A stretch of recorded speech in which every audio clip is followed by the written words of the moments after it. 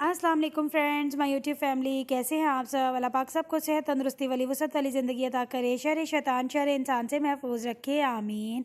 आज है फ्राइडे और हस्बैंड जी और अब्दुल बासित भाई जो हैं वो जुमा पढ़ के आ चुके हुए हैं और हम लोगों ने भी नमाज ज़ोहर पढ़ ली हुई थी और बच्चों का प्लान था कि जी बाहर जाएं और हम लोग जो है वो पार्क में थोड़ा देर टाइम इंजॉय करें। और यहाँ पे जो है वो ईशाल की और मूसा की लड़ाई हो गई थी। मूसा का मूड ख़राब हो गया और वो ये जी मोंकी बार पर चढ़ गया था नाराज़ होके। और बच्चों ने काफ़ी इंजॉय किया। धूप भी काफ़ी अच्छी निकली हुई थी, मौसम भी काफ़ी अच्छा था और बच्चों को देख के हस्बैंड जी को भी जोश आया कि मैं भी स्लाइड लूँगा। तो वो भी स्लाइड लेने लग गए। और इसके साथ साथ हम सब ने जो है जुम्मे की बाबरकत दिन की वजह से जो है ना, वैसे भी हम लोग दुआ करते हैं और जुम्मे के दिन बाबरकत दिन है। और हमने जो है वो फ़लस्तीन के लिए बच्चों ने भी, मैंने बच्चों से भी दुआ करवाई, हमने इकट्ठी दुआ की और फिर बच्चों ने आमीन भी कहा। फ़लस्तीनी अपने बहन भाइयों के लिए दुआ करें, आप लोग भी दुआ करें। बहैसियत मुसलमान हम सबको चाहिए कि हम उनके लिए दुआ करें ताकि अल्लाह पाक उनकी मुश्किलों को आसान कर दे, अल्लाह पाक उनके लिए आसानी वाले मामलात करें, अल्लाह पाक अपनी रहमतें करें उनके ऊपर। और अगर हम लोग जाके कुछ नहीं कर सकते तो कम से कम हम उनके लिए दुआ तो कर सकते हैं ना। दुआओं के लिए तो हमारे हाथ उठने में कोई प्रॉब्लम नहीं है ना, तो हम लोग उनके लिए दुआ करते रहें। आप सब भी दुआ किया करें, अपने बच्चों से भी उनके लिए दुआ करवाया करें क्योंकि बच्चे तो मासूम हैं और इनकी दुआएं जो है वो अर्श आला तक, अर्श मौला तक जो है वो ज़रूर जाएंगी इंशाल्लाह इंशाल्लाह। तो जी ये बाहर से आने के बाद जो है वो हमने फटाफट से जो है वो दोपहर के खाने की तैयारी कर ली थी और दोपहर में के खाने के लिए मैंने आज बनाए थे अंडे कोफ्ते। और कोफ्ते जो हैं वो मैंने frozen ready to cook use किए हैं क्योंकि जो है ना ये बनाने का थोड़ा टाइम नहीं था मेरे पास, इसलिए मैंने जो है वो रेडीमेड ही मंगवा लिए थे। और उनको जो है वो मैंने फ्राई करके तो फिर उसको मैंने बना लिया। इसके लिए मैंने प्याज चॉप किया है, 2 मीडियम साइज़ के प्याज थे जिनको मैंने चॉप कर लिया था और साथ ही मैंने कोफ्ते भी फ्राई होने के लिए रख दिए थे। तो जितनी देर में मेरा प्याज वगैरह चॉप हुआ था और मैंने उसको मसाला वगैरह निकाला, उतनी देर में जो है वो कोफ्ते भी फ्राई हो गए थे। तो यहाँ पे मैंने प्याज को हल्का ब्राउन करके उसके अंदर मैंने हरी मिर्च की जो है वो मैंने उसका बना के रखा हुआ था पेस्ट, वो डाला है और साथ में लहसुन अदरक का पेस्ट डाला है। और ये मैंने फ़ौरन साथ साथ जो है ना सारी चीज़ें समेट रही थी। तो ये मैंने कढ़ाई जो है वो उसको ढक के ही रखा था। ये मत समझिएगा कि मैंने बगैर ढक्कन के रख दिया था, उसको मैंने ढक के ही रखा था। ढक्कन जो है वो साइड में पड़ा हुआ था, इसलिए मैंने उसको जो है इस तरह रखा था। खाना बनाने के साथ साथ ही अगर सारी चीज़ें साथ साथ समेट दी जाएँ तो इसी में ही जो है ना वो आपका सुगड़पन और आपका सारा वो किचन का जो मैनेजमेंट है ना वो तभी सही रहती है, वगरना तो सब ऐसे बिखर जाती हैं चीज़ें और फिर एकदम से मेस बहुत ज़्यादा क्रिएट हो जाता है। तो इसलिए ज़्यादा बेहतर है कि साथ साथ ही सब कुछ इकट्ठा कर दिया जाए। हर घर का अपना तौर तरीका होता है, अपना बनाने का स्टाइल होता है, हर घर का अपना टेस्ट होता है। तो मैं आपके साथ अपनी रेसिपी शेयर कर रही हूँ, होपफुली आपको पसंद आएगी। पसंद आए तो आप लोग भी ज़रूर ट्राई करिएगा। और इस तरह से ये बहुत ज़्यादा सॉफ्ट बनते हैं और बहुत ज़्यादा जो है वो अच्छे बनते हैं। तो मैं जो है वो घर पे भी बना लेती होती हूँ। जो कोफ्ते हैं वो मैं ख़ुद से भी बना लेती होती हूँ, लेकिन कभी कभी मैं फ़्रोज़न भी यूज़ कर लेती हूँ।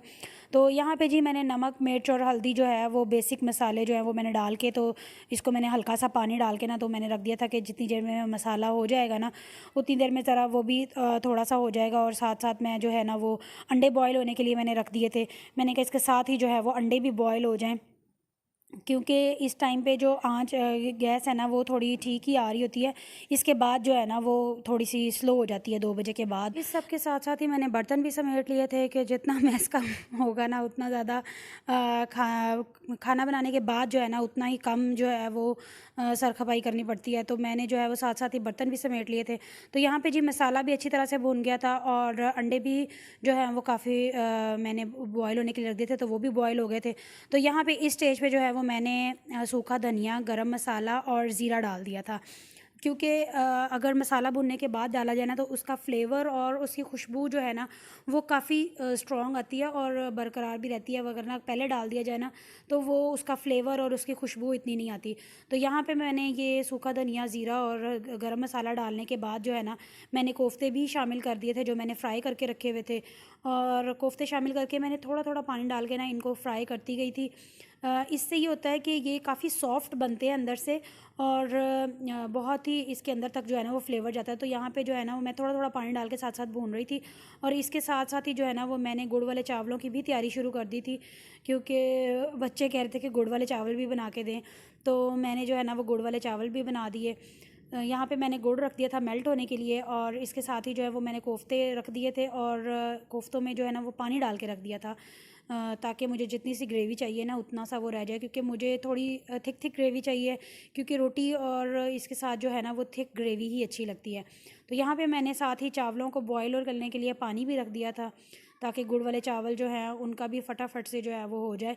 और इसके साथ साथ मेरी एक ही रिक्वेस्ट है कि यहाँ पे आप लोगों को अगर ज़रा सी भी वीडियो पसंद आ रही हो तो लाइक ज़रूर कर दीजिएगा, और नए आने वालों से मेरी रिक्वेस्ट है कि प्लीज़ चैनल को सब्सक्राइब कर दिया करें, और मेरे सब्सक्राइबर से मेरी यही रिक्वेस्ट है कि प्लीज़ मुझे जो है वो अच्छा सा कमेंट भी किया करें और मेरी वीडियो को शेयर भी कर दिया करें अपने फ्रेंड्स फैमिली के साथ। और यहाँ पे जी चावल बॉयल हो चुके थे, तो मैंने सेम पैन में ऑयल जो है वो डाल के इसमें मैंने सौंफ और 2 इलायचियाँ, ग्रीन इलायचियाँ डाल के और सौंफ डाल के तो मैंने उसको ज़रा सा ऑयल में फ्राई किया। और यहाँ पे जो है ना वो मैंने गुड़ का जो शीरा बना के रखा था वो थोड़ा सा ठंडा हो गया था, तो मैंने उसको दोबारा से ज़रा गर्म करके तो फिर मैंने उसको ना ऑयल में डाल दिया था। और इसको मैंने छाना इसलिए था कि जो भी गुड़ के अंदर थोड़ा बहुत जो भी इसका कह लें कोई तिनके या कोई गंद वगैरह होता है ना तो वो निकल जाता है। तो यहाँ पे मैंने हल्का सा ही गुड़ को जो है वो ऑयल के साथ गर्म किया था और उसके बाद मैंने फ़ौरन ही जो है ना वो चावल डाल दिए थे। और चावल जो है ना वो मैंने बहुत हल्के हाथ से हिलाए थे, यहाँ पे तो बहुत तेज़ तेज़ लग रहा है लेकिन मैंने बहुत हल्के हाथ से हिलाए थे, क्योंकि नए चावल है ना तो वो उसमें टूटने का भी ख़तरा ज़्यादा होता है। तो कुछ मैंने वैसे हिला दिए थे चम्मच के साथ और कुछ मैंने इसी तरह पैन को हिला के कर दिया था। तो यहाँ पे जी चावल जो दम पे रखने के लिए चावल जो है ना वो रेडी हो गए थे और इसके साथ साथ जो है वो सालन भी रेडी हो गया था। तो खाना तकरीबन हमारा रेडी हो गया था, इसके साथ साथ मैंने रोटियां भी फटाफट से बना ली थी। तो जी यहाँ ही करती हूँ आज का व्लॉग एंड होपफुली आपको पसंद आया होगा तो लाइक ज़रूर कीजिएगा और मुझे सपोर्ट इसी तरह करते रहिएगा। चलती हूँ, दुआओं में याद रखिएगा, अपना बहुत सा ख्याल रखिएगा, अपने प्यारों का बहुत सा ख्याल रखिएगा और don't forget to support me. अल्लाह हाफिज़।